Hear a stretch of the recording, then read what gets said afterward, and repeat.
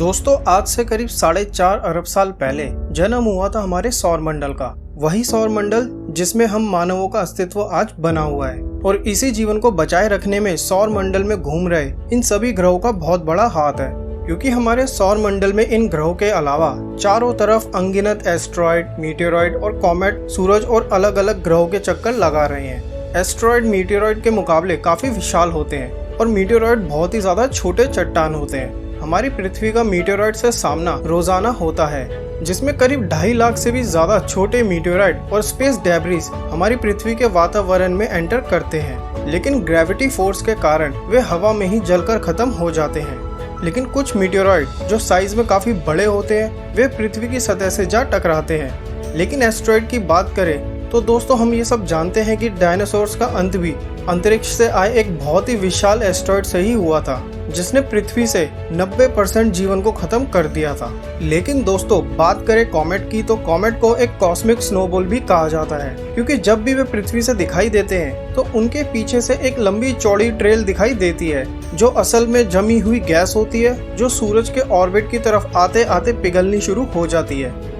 और कॉमेट के orbit cycle की बात करें तो कॉमेट का एवरेज ऑर्बिट पीरियड 7 सालों से लेकर 200 सालों तक का होता है और दुनिया भर के वैज्ञानिक हर साल कई नए कॉमेट्स और एस्ट्रॉयड्स की खोज करते हैं।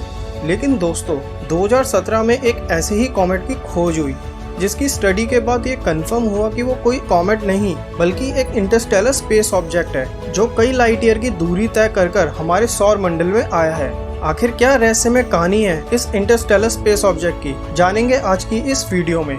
तो मेरा नाम है गौरव, चलिए शुरू करते हैं आज का वीडियो।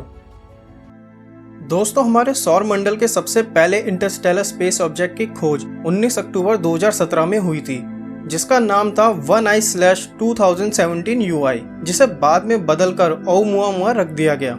ओumuamua एक हवाईयन वर्ड है जिसका मतलब होता है the first non interstellar visitor. ओumuamua को पहली बार स्पॉट किया गया था कनेडियन एस्ट्रोनॉमर रॉबर्ट विक के द्वारा, जिन्होंने हवाई में हेलिकाला ऑब्जर्वेटरी के पेन स्टारर टेलीस्कोप की मदद से 19 अक्टूबर को स्पॉट किया था। ओumuamua 9 सितंबर यानी ठीक 40 दिन पहले सूरज से सबसे नजदीकी पॉइंट से होकर गुजरा था।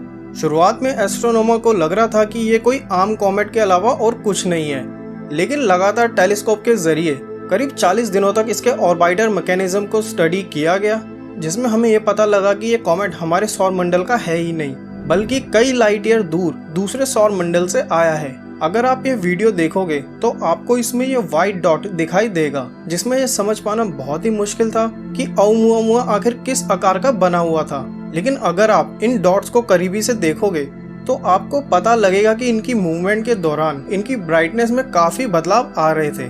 ऐसा दोस्तों तब होता है जब सौर मंडल में घूम रहे एस्ट्रॉयड या कॉमेट का आकार गोल ना होकर काफी टर्बुलेंट होता है। लेकिन स्टडी में पता लगा कि इस ऑब्जेक्ट का आकार एक सिगार के जैसा था, जो अपने एक्सिस में टम्बलिंग मोशन में रोटेट करता हुआ आगे बढ़ रहा था। इस तरह के स्पेस ऑब्जेक्ट अपने पास्ट में एक बहुत ही बड़े कोलिजन की वजह से बनते हैं, जो इम्पैक्ट के बाद बहुत ही तेजी से अंतरिक्ष में आगे बढ़ते रहते हैं।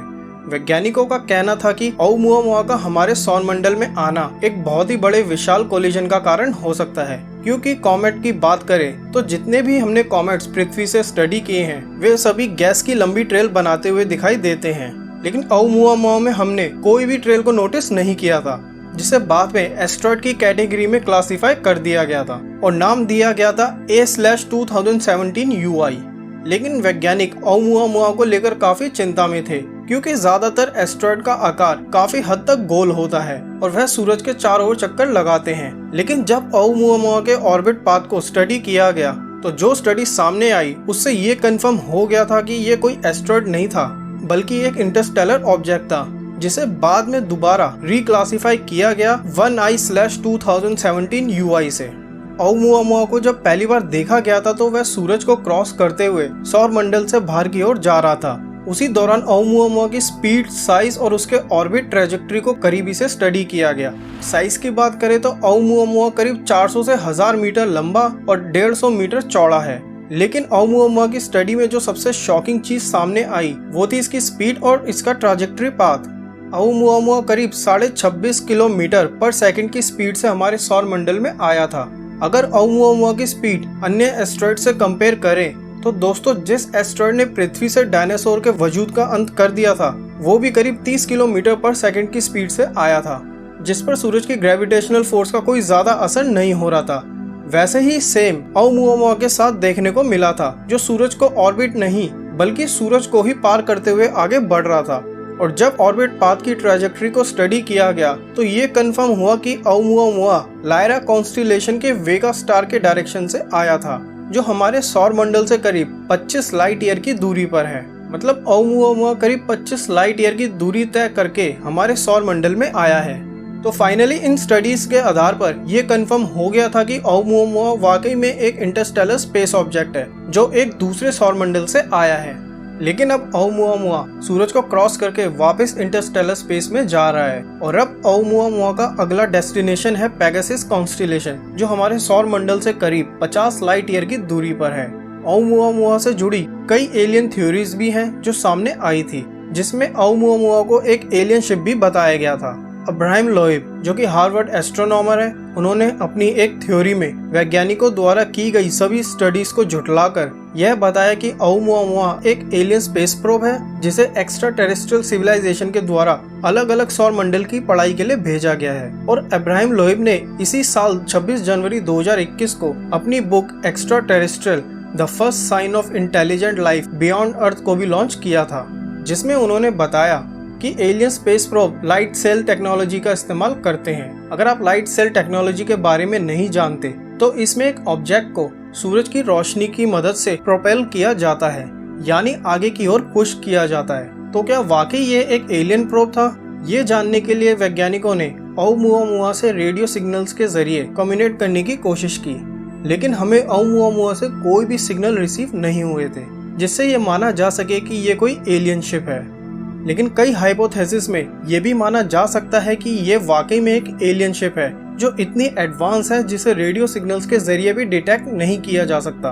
लेकिन अभी तक की रिसर्च में हमें ओumuamua से कोई भी सिग्नल नहीं मिले, तो इसलिए हमारे लिए ये एक इंटरस्टेलर स्पेस ऑब्जेक्ट के अलावा और कुछ भी नहीं है, जो पूरी तरह या तो चट्टान से बना हुआ है या तो मेटल से। वैज्ञानिक कई दशकों से मानते आए हैं कि इंटरस्टेलर में कई एस्टेरॉयड हैं जो ट्रैवल कर रहे हैं। और अगर आप इंटरस्टेलर स्पेस के बारे में नहीं जानते तो दोस्तों इंटरस्टेलर स्पेस असल में दो सौर मंडल के बीच की दूरी को कहा जाता है, जिसमें ना ही कोई तारे मौजूद होते हैं और ना ही कोई ग्रह। और आज ओumuamua पहला ऐसा स्पेस ऑब्जेक्ट है जो इंटरस्टेलर स्पेस से आया है। लेकिन दोस्तों क्या वाकई ओumuamua पहला इंटरस्टेलर स्पेस ऑब्जेक्ट है, या इससे पहले भी ऐसे ही बहुत सारे ऑब्जेक्ट हमारे सौर मंडल में आ चुके हैं? वेल, इसका आंसर है नहीं। ओumuamua अकेला इंटरस्टेलर स्पेस ऑब्जेक्ट नहीं है, बल्कि एस्ट्रोनॉमर का कहना है कि हर साल इंटरस्टेलर स्पेस से कई ऑब्जेक्ट्स पृथ्वी के पास से होकर गुजरते हैं और हमारे सौर मंडल के आखिरी ग्रह नेपच्यून से करीब 10,000 से भी ज्यादा इंटरस्टेलर ऑब्जेक्ट गुजरते हैं, पर हम इन्हें डिटेक्ट नहीं कर पाते। लेकिन ओumuamua को हम इसलिए डिटेक्ट कर पाए क्योंकि वह पृथ्वी से बहुत ही ज्यादा नजदीकी से होकर गुजरा था, जिसे पेन स्टारर टेलीस्कोप के जरिए डिटेक्ट किया जा सका था। और एस्ट्रोनॉमर ये मानते आए हैं कि इंटरस्टेलर ऑब्जेक्ट हमेशा से ही हमारे सौर मंडल में आते रहे हैं, लेकिन हमारी टेक्नोलॉजी उस समय इतनी एडवांस नहीं थी जो इन ऑब्जेक्ट को डिटेक्ट कर सके। लेकिन आज की टेक्नोलॉजी इन ऑब्जेक्ट्स को पूरी तरह डिटेक्ट करने के लिए सक्षम है, पर अभी भी हमारी टेक्नोलॉजी इतनी एडवांस नहीं है कि हम इंटरस्टेलर ऑब्जेक्ट के करीब जाकर इनकी पढ़ाई कर सके, क्योंकि वे स्पेस में बहुत ही तेजी से ट्रेवल करते हैं। अगर हम भविष्य में इंटरस्टेलर ऑब्जेक्ट के करीब जाकर इनकी सैंपल स्टडी कर पाए तो इस बात के बहुत ही ज्यादा चांसेस हैं कि हम इंटरस्टेलर स्पेस और यहाँ तक कि दूसरे सौर मंडल के ओरिजिन को अच्छे से समझ पाएंगे। फिलहाल तो ओumuamua हमें अलविदा कहते हुए पेगासस कॉन्स्टिलेशन की ओर बढ़ रहा है और 2022 तक वह नेपच्यून ग्रह को भी पार कर जाएगा और फिर कभी भी लौट कर नहीं आएगा। तो दोस्तों ओumuamua के सफ़र में आज के लिए इतना ही। अगर अच्छा लगा हो वीडियो तो लाइक करें, कमेंट करें और अपने फ्रेंड्स और फैमिली के साथ शेयर करें, और ऐसी वीडियो देखने के लिए ब्रह्मांड टीवी को सब्सक्राइब करें। तो मिलते हैं इस नेक्स्ट वीडियो में, तब तक के लिए थैंक यू, बाय।